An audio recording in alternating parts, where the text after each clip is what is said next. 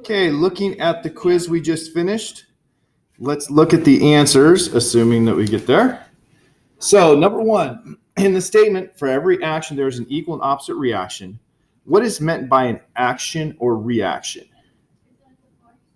That is a force. I think I said that. Number two, a great force acting over a long time results in which of these things?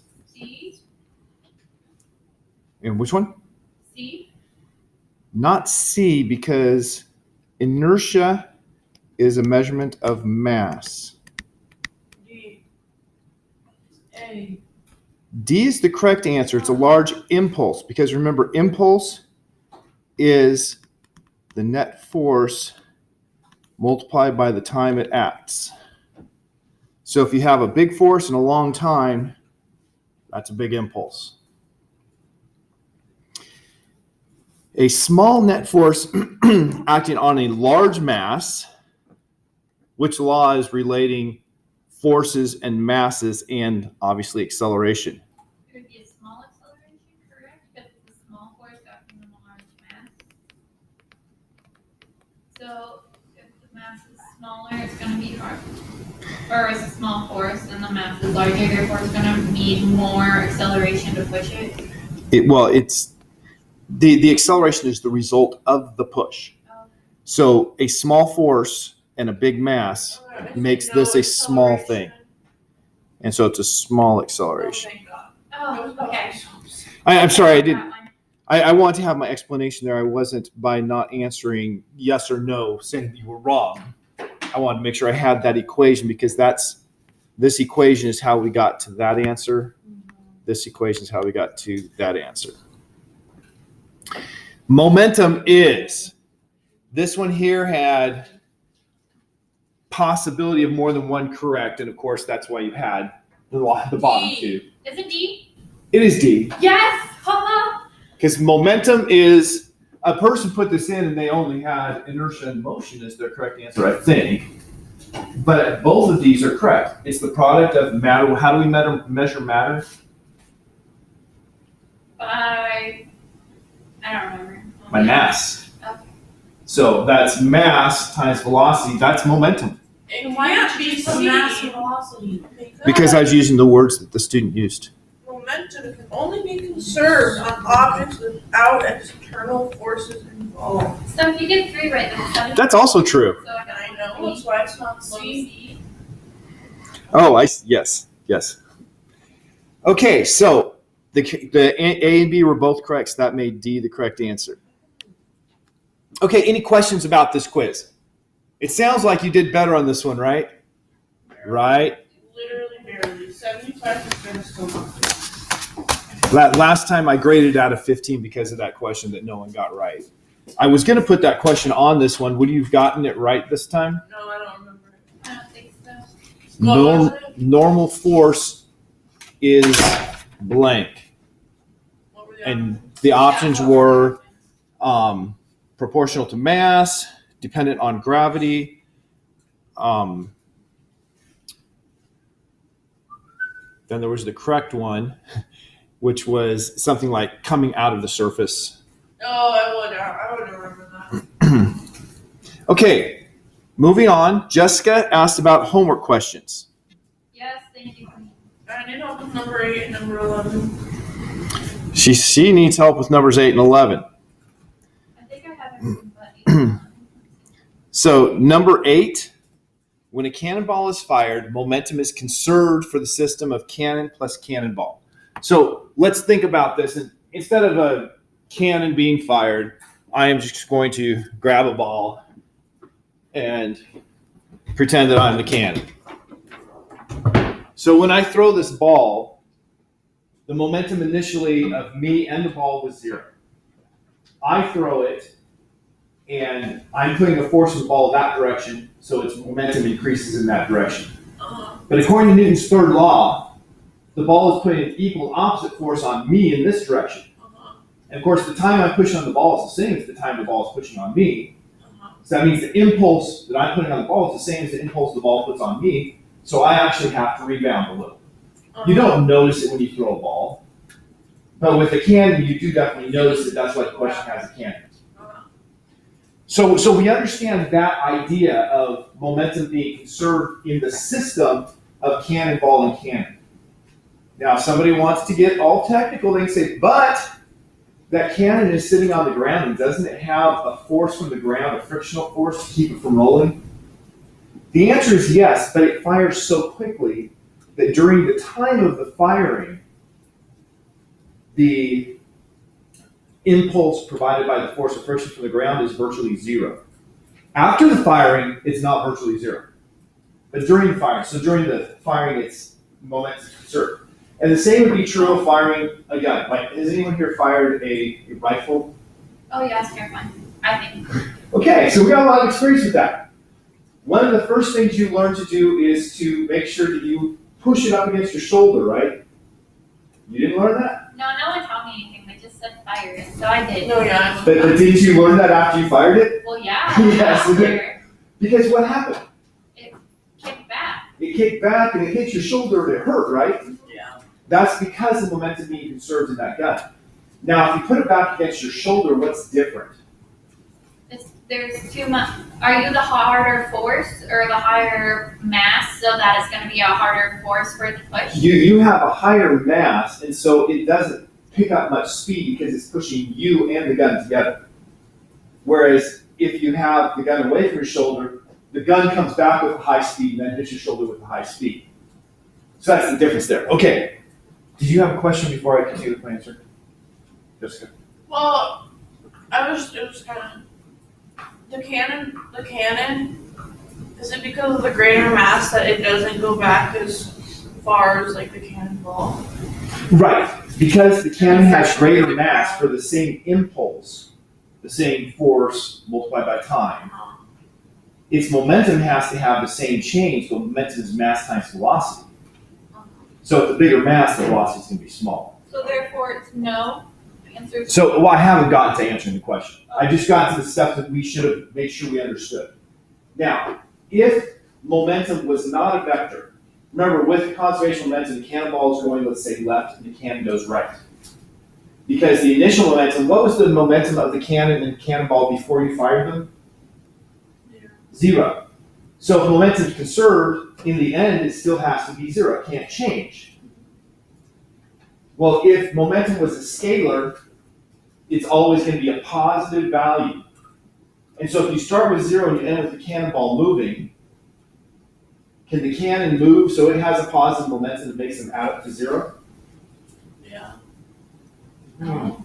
I don't know what you just said, I'm sorry. Okay, so if momentum was a scalar, that is, if it didn't have direction, then momentum would just always be positive.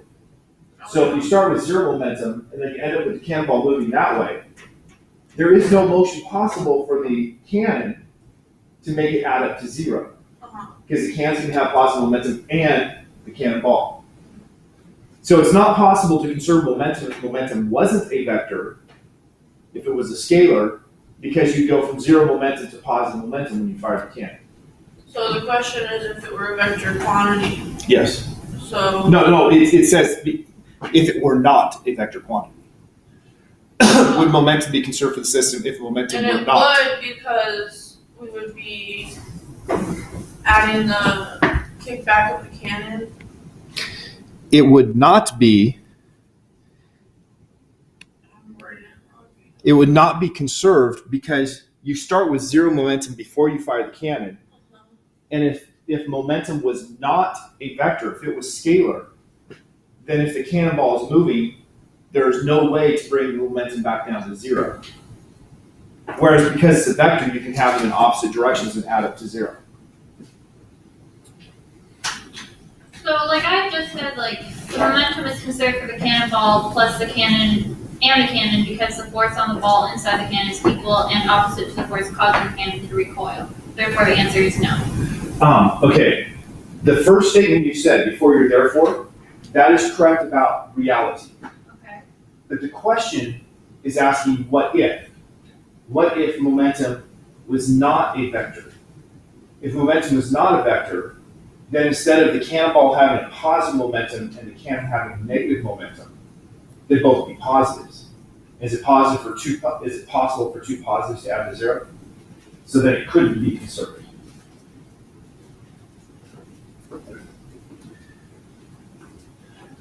Okay, and then the other one you asked about was number 11. Yeah. Funny true story. The first year I taught this class, I assigned this problem, and I did not see the picture. And so I tried to answer this without the picture, and I was all wrong because I didn't see the picture. So seeing the picture makes all the difference in the world. The girl steadily pulls her end of the rope upward a distance of 0.4 meters with constant force of 50 newtons. How much does the PE? PE is something we will talk about in class today. Yeah, see, I didn't even know where that was in the book, like. Yeah, so shouldn't that one be taken out if we don't know what the PE is? No, because I'm talking about today, and then this is due tonight. So this problem is one that after today's lecture you can do. So you're not gonna help us with it now? So I will, before class is over, remind me to come back when we get to this and work the problem. In the future, can we not have problems like that? Because like after this class, I don't have time to do homework. I work. You work till midnight? No, oh, I guess I thought it was due at 9. No. Okay, then I'm fine. Okay.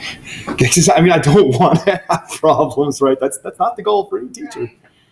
Or at least not the goal for any teacher who actually cares about being a teacher and doing the right thing.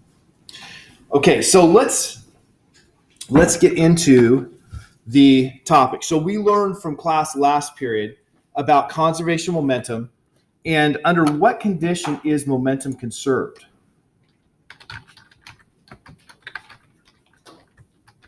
Anyone? Only if there is no other forces. If there are no external forces, if all external forces add to zero. There can be external forces, but they have to add to zero. Which is very rare. Well, generally speaking, it would be, probably rare, except for in collisions, because the collisions happen so quickly. We have a second case where we say because the collisions act so quickly, that momentum is conserved during a collision. In case you're wondering, I was logging into Woo Clap while we're doing that. So, just a practical example. How many of you went ice skating this past Saturday night? None of you? It was a free activity sponsored by this. No, it wasn't free.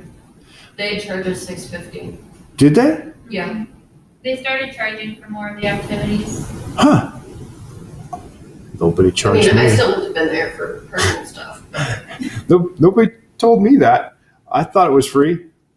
We had to pay parking.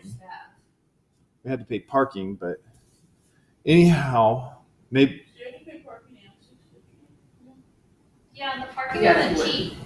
Yeah, it was like $8.25 or A something lot like of people that. don't have the extra $14 just low. Yeah, I was surprised that they didn't cover the parking. I didn't know you guys had to pay for the skating too. That's why we didn't go. Okay, well, I understand. I completely understand. Well, when I was in graduate school, I took my then girlfriend ice skating. And I was like, ooh, I'm going to teach her about conservation of momentum. And I am, but that's not important. No. So I told her what I was going to do, that we would stand there, and then I was going to push her, and then we would compare who travels faster. And so what do you think happened? She was like, what are you talking about? I want to hold your hand and just ice skate She around probably here. traveled Yeah. faster. That's what should have happened. Actually, you She went fell. backwards. She fell. Yeah. And it made for a very bad day. So let's just talk about what should have happened there and not what did happen. So we have the two ice skaters.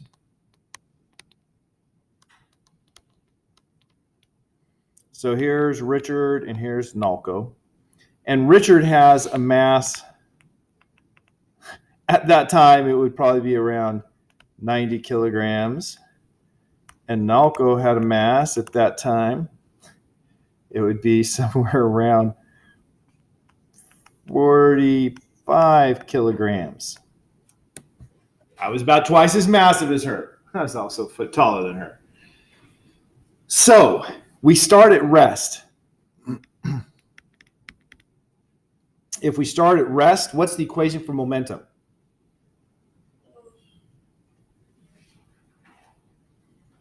I don't remember, I'm gonna be honest. Okay, that's fine.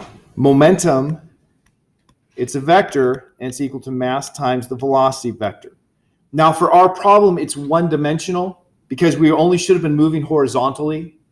And so I'm just going to consider motion to the right as positive and motion to the left as negative. So momentum initial, well, we started at rest. So what was our momentum initial if we were both at rest? 0. Momentum final is going to be mass of Richard times velocity of Richard plus mass of Nalco times the velocity of Nalco. And because we were on ice skates, the friction was very, very low. And so for a good approximation, just like in lab tomorrow, by the way, for lab tomorrow, I will simply give you a handout. You don't need to bring your lab book. Just like in lab tomorrow, we're going to be using those tracks, and they're not perfectly frictionless, but they're low enough that we consider it approximately. So that means our momentum should have approximately been conserved because the external force was 0. So if we start with 0 momentum, what should we have ended with? 0. So our momentum final should be equal to 0 because our momentum initial was 0.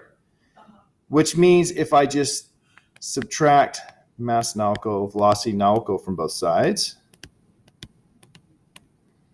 that gives me the equation, which I have to skip down to here.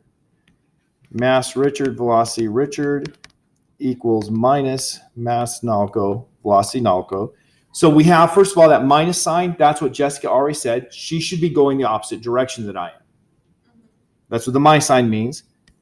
If we divide them both by, let's say, mass Nalco, then we would find that the speed of Nalco is equal to minus mass of Richard over mass of Nalco times the speed of Richard. 45. And since mass of Richard is 2 times the mass of Nalco, that's equal to, that should have been a subscript R. That should be minus 2 speed Richard because it's 90 over 45. Oh, yes. So she should have been going twice as fast as me in the opposite direction. Very simple to work out mathematically. I thought it would be smart to do it in practice, but it turns out it's not smart to do it in practice. In class, I had a colleague who had students come in using rollerblades to simulate this in class. I'm afraid to because of that experience. Yeah, I fall. But that relates pretty much exactly to the problem with the cannonball. This is what should have happened. We should have had the velocity of Nalco is minus 2 velocity of Richard. But if it was a scalar instead of a vector, there would be no option of a negative speed. It all have to be positives, and you would have to have us both at rest for momentum to have been conserved. Well, if it was a scalar, it wouldn't have even been possible because you just said a negative. That's right. It wouldn't have been possible. Okay. Examples for conservation of momentum. In collisions, we have 2 types of collisions we're going to talk about: elastic and inelastic. Elastic collisions are collisions where ideally no energy is lost. Now, energy is a topic of today, but for our purposes, we can judge if something's elastic or not by how much it bounces. If I drop this ball and it bounces up to the same height than it was the elastic collision when it hit the ground, what do you think is going to happen when I drop this ball? It's gonna bounce back. Will it bounce as high as it was when I dropped it? No. About half. So that would be inelastic. But when we say inelastic means not perfectly elastic, it doesn't come back to where it was. For our purposes, elastic will mean it comes back to where it was. Inelastic means it doesn't bounce at all. Those would be completely elastic, completely inelastic. Wait, so which one do we need to know? Well, for our For the purposes, test? elastic, and here's what it actually is. Elastic means that it returns all of the energy. But we haven't defined energy yet, so that's not the way I define it here. I said bounces back to the same height. Inelastic means there is no bounce. Okay. That it absorbs everything. So here's an example to compare elastic with inelastic. I have these two black balls, and these two balls pretty much look the same. They weigh different. No, they don't weigh different. You feel them? Can you tell the difference in them? Okay, now I'm going to drop them both. Huh. What kind of bounce did this have? A higher. Elastic. An elastic. It wasn't perfect because nothing's perfect. Yeah. What kind of bounce did that have? Inelastic. Inelastic. There's clearly a difference in these. The difference is this one here is springy. If you actually squeeze it, it will just come right back to your finger. This one here is not springy. If you squeeze it and you bring your fingers away, it very slowly returns. And so it absorbed it when it was. Yeah. So elastic springy, inelastic not springy. That's right. That is good. So we're going to look at those two kinds of collisions in lab tomorrow and compare what's going on.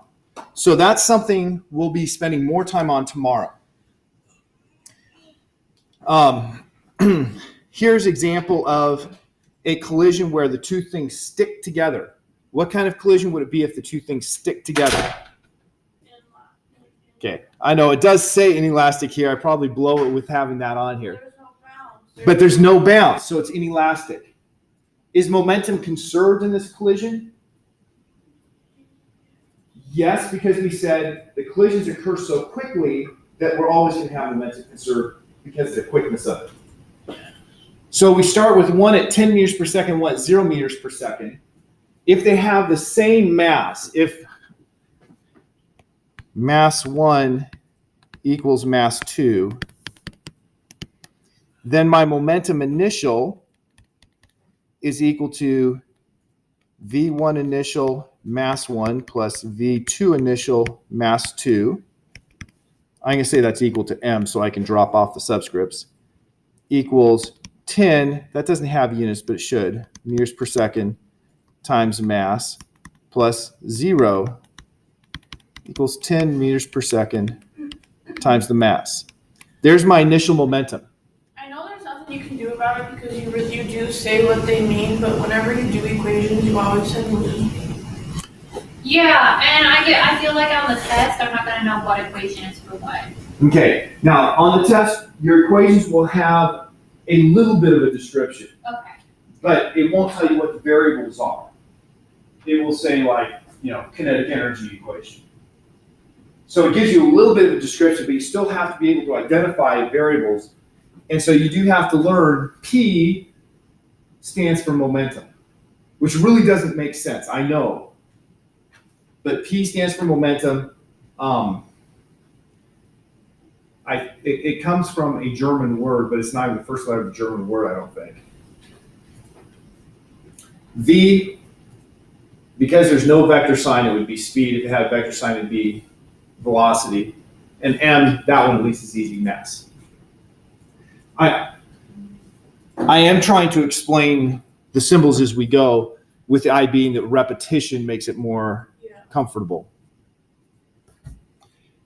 Now, this is an inelastic collision. They stick together. Because they stuck together, speed 1 final is equal to speed 2 final. So if they stick together and have the same final speeds, then the momentum final is speed 1 final times mass 1 plus speed 2 final times mass 1.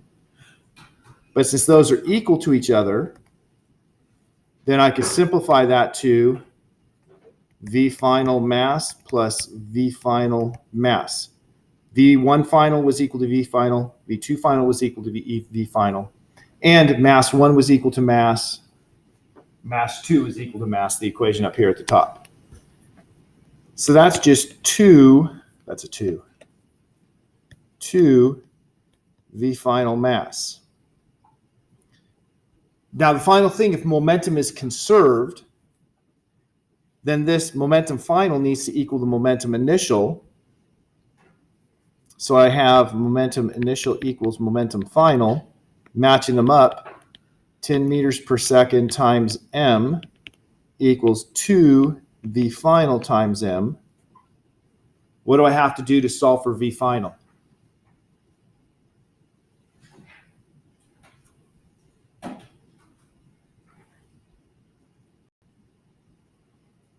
We'll divide by 2. That's one of the two things. So you have like 5 minutes second and was v final. Okay, but both sides had an m, right? I want v final without an m. Wait, can I see the other side? Like right behind you. Sorry, I was blocking you. Divide by 2 and then? I divide by 2 and by m. That's right. So now we're going to have those m's cancel out on both sides.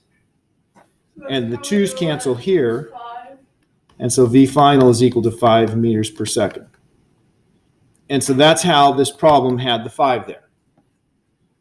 It was applying conservation momentum, doing calculations just like I did the calculation with Nalco and me ice skating. That's the end of momentum, and now we get to work. The stuff we need to solve that homework problem you asked about. So first, what is work? When I ask you what is work, what typical things come to mind? What do you say? Like, what do you do for work, Josie? I work at a jewelry store. She works at a jewelry store. She's selling stuff. In physics, that is not what we use for the definition of work. We actually qualify in physics, we call it mechanical work. So, Annabelle, what do you think of for work? In physics? Well, in general, the word work. Doing outside labor. Okay, doing outside labor. That is more in line with the physics mechanical work definition. The physics mechanical work is force times distance parallel to that force. So if I take this mass and I hold it on my hand, am I applying a force to that mass? Yes, I am. Am I doing work on this mass? The answer is no, because the equation I have it written there. Oh, 'cause you didn't Force move. But times if you were to distance, lift it's it not up, moving. You would have been if you were to go like this. Okay, that's going to be my third example. No, but you're thinking correctly there. So my first example, because the distance it moves is 0, there's no work. Now my muscle is getting a little tired. There's something going on here, but it's not mechanical work. Now if I move it like this at a constant speed, it's moving, right? But you're still not expressing it. But it's still not work because it needs to move in the same direction as the force I'm applying. What direction is the force I'm applying? Up. So I only do work on it if I raise it. That was positive work because the force I applied was up and the distance it moved was up. If I lower it, I did a negative work on it because my force was still up, but the distance it moved was down. And you might say, well, you didn't do a force on it, you let it come down. No, if I let go, then I was doing no force on it. But like this, I was still applying upward force to keep it from free fall. So what's the key here? Work has to have force, and it has to have distance, and it has to be distance parallel to the force. So this equation doesn't have the word parallel, but it's very important to the meaning.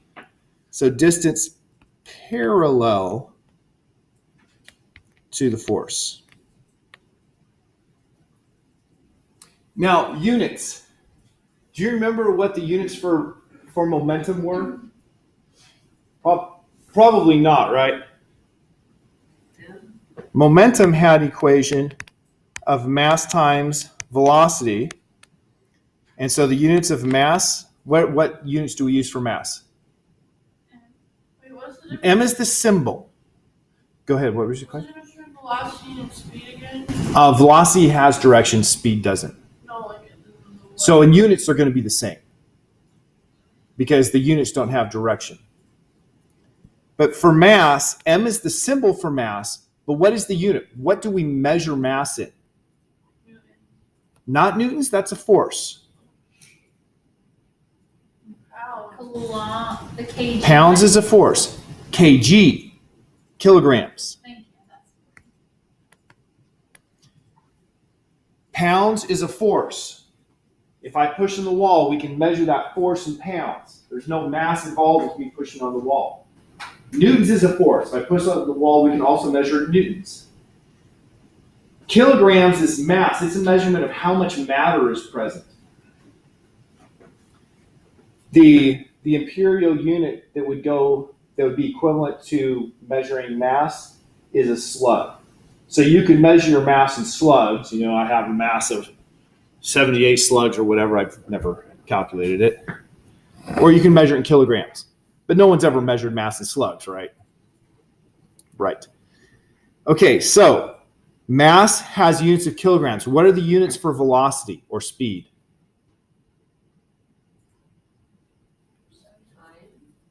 Second. It's distance meters per time seconds. So momentum had units of kilograms times meters per second. We do not have a simplified way of writing those units. That's it. That's what the units are for momentum. Now for work, it's force. Joules. That's the answer. What are the units for force? Oh, I just said it. No, you said the unit for work. Newtons. Newtons. I mean, I said it like. Oh, previously, yes. And what are the units for distance?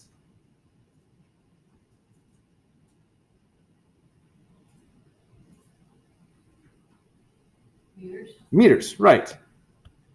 So the unit of work is a Newton times a meter, Which is a joule. which we have a simplified name for, a joule. Now, if you wanted to go further, a Newton is a kilogram times a meter per second squared.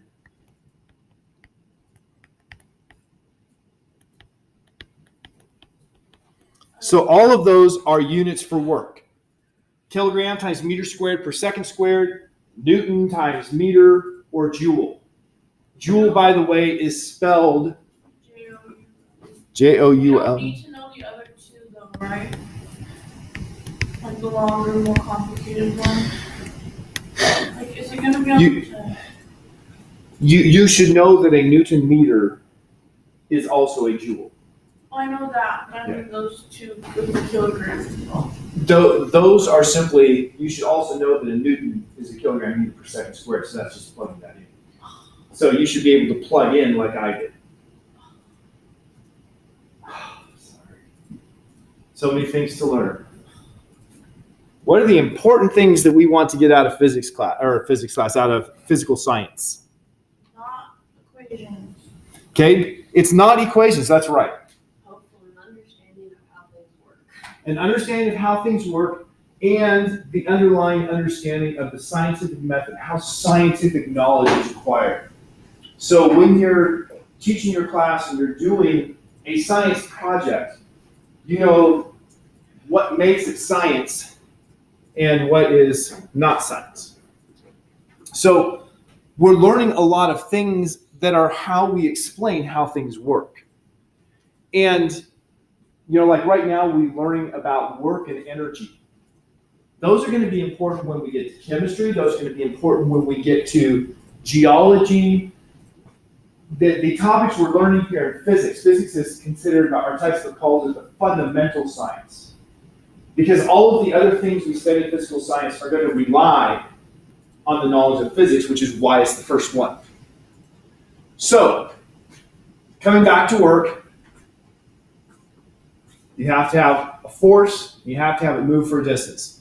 So this young lady is applying a force to that mass, and she raised it from the ground up above her head. She did work on it. We can calculate how much work she did by saying, okay, what is the force necessary to lift this? So if we lift it, look at it, what does that say? Cannot tell. I can't really, 25, I can see it over here. So this is 25 kilograms, and she has 100. 4 of those on there, so she has 100 kilograms plus the bar. The bar itself is another 25 kilograms. So the mass she's lifting is 125 kilograms. So what's the force of gravity? How do we calculate the force of gravity from M? It's another equation. I told you you lose me there. Force of gravity is mass times the acceleration of gravity. And to make our lives easy, since we don't know how high she lifted it anyway, I'm going to say G is approximately 10 meters per second squared like the textbook does. So that's going to be 125 kilograms times 10 meters per second squared equals 1,250 newtons. So that's the weight she's lifting, 1,250 newtons. Or if you wanted it in pounds, multiply that by 2.2 and you have... Does your writing disappear when you go back? No. Can I just put you 2 seconds? So 125 kilograms would weigh about 275 pounds. So she's put about 275 pounds above her head. Can I move forward? Good for her. Yeah, so we did the, Alex, you're so impressed. we did the last one of the 4 equations. We did the K times M. Well, what we have right now is the force she applied, and then we have to say how much did she lift it off the ground. And I'm going to approximate, since, well, for me that'd be about 2.5 meters. So let's say for her it's about 2 meters. So if she lifted it a distance of D is 2 meters, then the work she did is the force she applied. She had to apply 1,250 newtons to support it.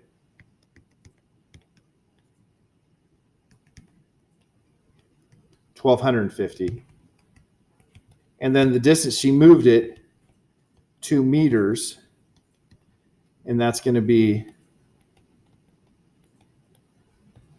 2,500 joules of work that she had to do to lift that. Now here's a simple question. Let us say that Jessica and I walk from here to the floor above us in this building. Did we do work? You did physical Yeah, work. because we're bringing our own math, so. Yeah, we did physical work, but we also did mechanical work because our elevation changed. We had to have an upward force we were supplying by pushing with our legs. And we had that distance. Our distance that we rose was the same. Who did more work, Jessica or me? Yeah. You. Me. Why? Because you have more mass than Jessica. Yes. I wanted to say because I'm just hard working that way, but the fact is because I have more mass and I have more weight. And so it was a bigger force I had to apply. Just keep that in mind when you see me climbing to the 4th floor to see Amy and I'm huffing and puffing. I'm doing more work than you guys are. Well, just take the elevator. No, I got to get the exercise, you know. Don't I always take them? Yeah, same. Yeah, same. It's because we have to walk in the door. Okay, a woo clap question for you, and I'm actually, given the time, I'm not going to do it on woo clap. I'm just going to have you shout out. Do our questions, don't we? Yeah. If you push against a stationary wall for several minutes, you do what? Do you do, Work on yourself, right? Are we not loose laughing? what was that? No, we're not loop clapping. Yeah, we're not woo clapping just because I don't want to take the time to go there. Okay, are you moving?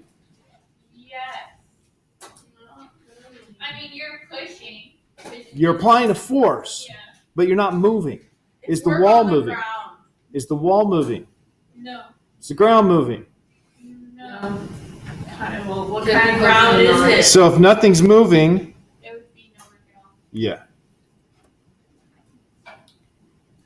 See, your questions are always trick questions.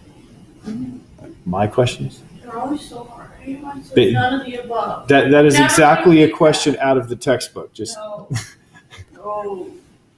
okay. Energy, right? Work and energy are intertwined. Energy is the ability to do work. You can have ability to do work either based on position or based on motion. How can I explain this? Well, if I take this mass and I hold it above your head, you very well know that if I let go, what's going to happen? It's going to fall and it's going to hit your head and it's going to hurt you. It's going to do work on you because it was above your head. We call that potential energy when it can do work because of its position. It can also be because it's moving. I could take this mass and I could throw it at you. If it hits you, it's also going to do work on you because it was moving. So there's two types of work. One that has to do with its position and one that has to do with its motion. But both of them are doing work. So the unit for energy is the same as the unit for work. Joules. Power is a different thing. Power is the rate at which work is done. So power is the work per time. A simple example I like to use. When I was a kid, my dad would give my brother and I a job like, okay, Richard, you have to dig up this half of the garden plot. Ronnie, you have to dig up this half of the garden plot. And I would be done in an hour. Ronnie would take 4 hours. Who did more work? Ronnie. You, because you did it faster. You guys did the equal amount of work, but Ronnie just took more time. Right, we did equal amounts of work, but Ronnie took more time. So the difference there wasn't the work, the difference was the power, the rate at which the work was done. Because I took less time, I was putting out more power. Now, the same thing goes if you're at the gym. If you're on the treadmill and you're going at 1 mile per hour, and your friend beside you is going at 3 miles per hour, you're going to do the same amount of work in very different amounts of time. The friend that's going 3 miles per hour is putting out more power because they're doing the work in less time. And so they can get more work done in an hour, or they can get the equivalent of your hour workout in 20 minutes. Oh yes, the unit for power, since it's work over time, what's the unit of work? Say joule. A joule is work. And time is a second, so a watt is a joule per second. So power, units of watts. Now, I'm going to go back to that homework question. You all were supposed to remind me. Back to this homework question. So this girl is pulling on the rope with a force of 50 newtons, and the rope moves up 4 meters. This is a tricky question. Once again, I didn't write this, Jessica. This is a homework question. If she's pulling with 50 newtons, there's 50 newtons like this and 50 newtons like this, right? Because that tension is going through the entire string. So there's a total of 100 newtons pulling up on the block. Well, it says that the equation for PE is weight times height. Yes, but this question is a tricky question. So there's a total of 100 newtons being pulled up because she has 50 newtons on the rope and the same tensions on both sides. So if we look at the pulley has 100 newtons pulling up, so how much must be pulling down?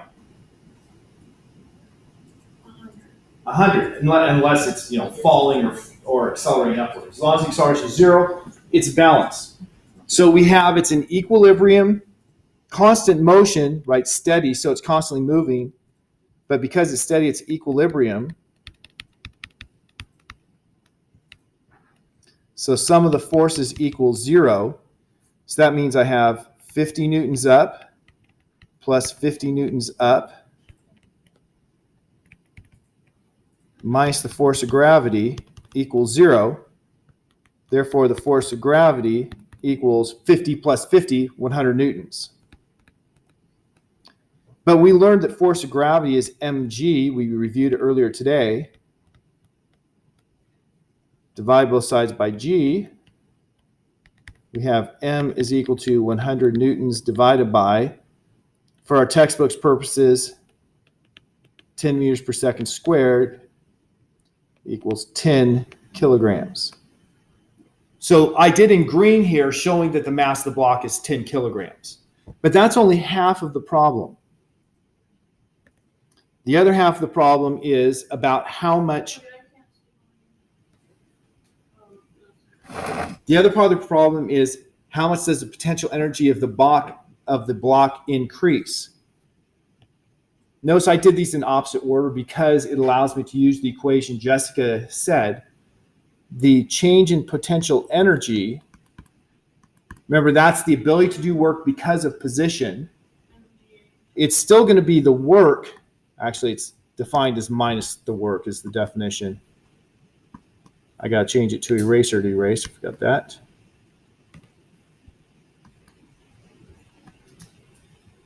Minus sign.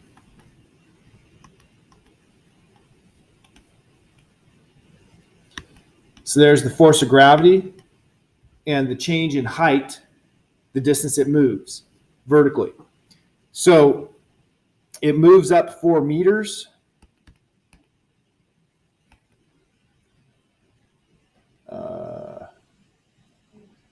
10 kilograms times. I'm just going to go back to, we had shown from right here that the force of gravity was 100 newtons. And then it moved up 0.4 meters. And so I have the change in potential energy. I have a minus sign because I was trying to be careful with my signs, but if I multiply 0.4 times 100, I get 40. I have the minus here, and the minus is because I did the work done by gravity. Yeah, I did the work done by gravity, which is negative, and it's just a sign difference because of the direction of the force. So the answer here is it's 40 joules of work to raise that thing 0.4 meters because it had a weight of 100 newtons and a distance of 0.4 meters. So now we have what we needed to solve that. And now we're out of time. Actually, I'm 2 minutes over. I apologize. Sure. I do want to stop the recording real quick.